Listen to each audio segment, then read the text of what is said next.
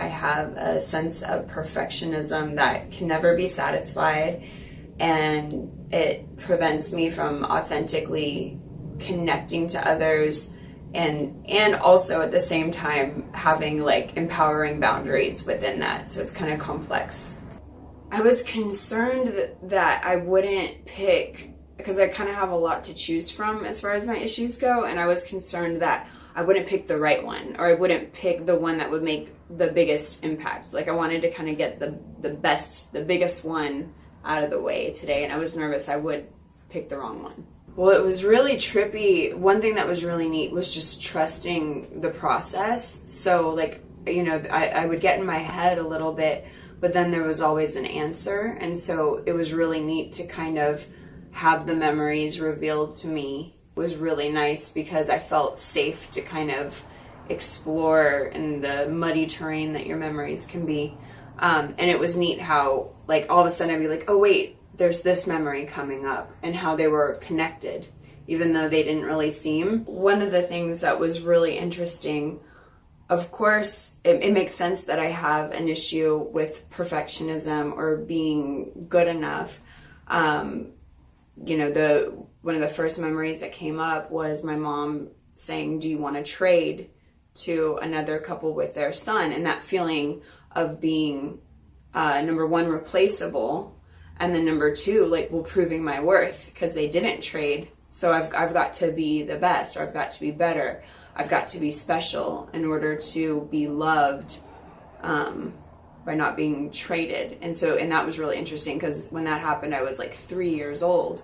And so it's interesting how like something my mother said, obviously with a sense of humor, I took very literal, and how that can control so much of how I interpreted events, you know, from 3 on.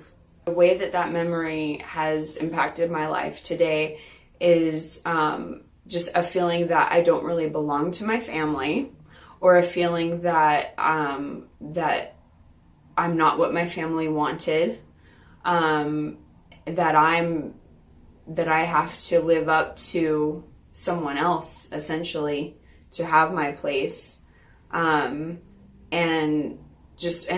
that I don't belong, kind of, or that I'm not wanted. And that's definitely impacted my life present day for sure. Especially like I've realized that there's always been kind of a distrust in my relationships with my parents, and it's like, oh, okay, well that makes sense, because you know, the little things or little memories that you really take to heart, and they form kind of a lens that you see the world through and that you filter your experiences through.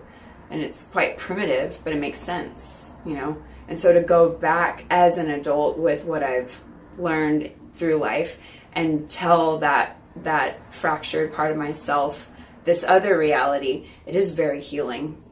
Another scene that we went back to was me at Taco Bell with my dad and my brothers, and I was about 13 or 14. I was 14, and I really wanted to eat Taco Bell. I wanted to go to town, but I also wanted to be thin. And I didn't understand at that point in my life, for some reason, about dieting or health or calories. I didn't really get it. I just knew I shouldn't eat the Taco Bell, but I really wanted it. And I asked my dad if I looked fat.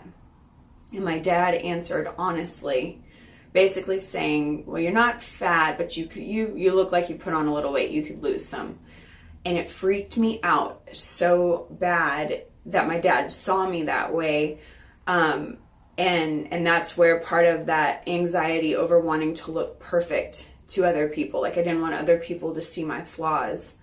And it totally tied in a strange way to the feelings of trust and whatever. And what I can equate from the session is that now, knowing what I know, I can talk to that part of myself. And as long as I feel okay, I don't need to be in control of everyone else's perception. It's really about mine.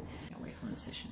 What I'm taking away from this session is that that I am in control of parenting that part of myself, and that as long as I'm a responsible parent to that part of myself, I can be more open to others. I can choose to trust, but also I'm not so vulnerable. Like, yes, people can still hurt me, but I'm not as vulnerable at such a defenseless level, that I'm capable of taking care of myself, and and not create situations, because sometimes your fear will create a situation that puts you in that exact thing. And now I can kind of see through that, and I know that I can protect myself and that I can handle it.